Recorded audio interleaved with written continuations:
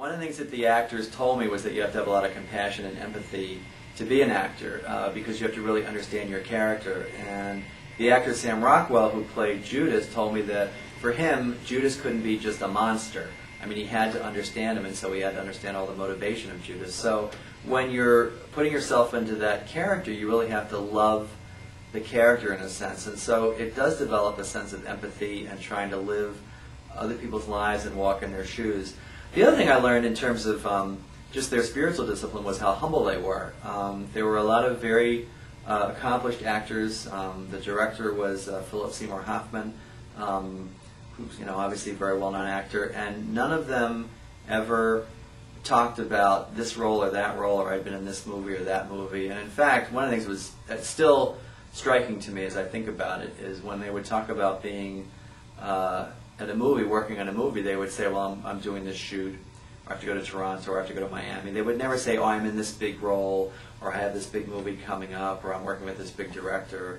And it was very humbling. And I mean, I learned a lot about humility from these fairly well-known actors, which that was a surprise to me. Not that I thought they'd all be divas, but that they were very humble, and they are very humble.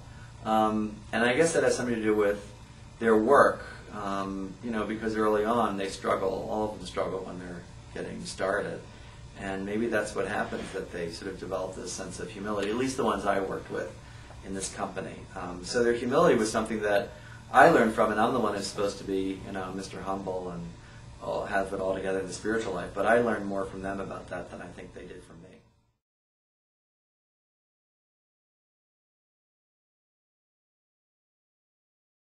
Yeah, I think so, because there are ways of preaching and there are ways of preaching. And I think if you use the normal ways of just sort of getting up there and shaking your finger at somebody or saying you should do this or should do that, that's a lot less inviting than telling stories, which is what Stephen's doing in this play, and really which is what Jesus was doing. I mean, when Jesus was asked, what's the kingdom of God like, he would tell a parable.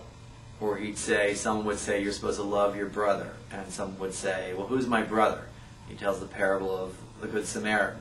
So Jesus is telling stories, Stephen's telling stories, and that's, I think, really what opens people's minds up, not just a definition or dogma, as important as those things are in the spiritual world and in the life of the church and religion, but stories and art. I mean, look at all the great artists in terms of, just everybody, basically. I don't have to name all the artists, but anyone who's ever sort of put paintbrush to canvas or pen to paper and has told a story or a story that's inspired by the life of Jesus is doing it in a way that is going to be different and it's going to appeal to different people. So that's what he's trying to do.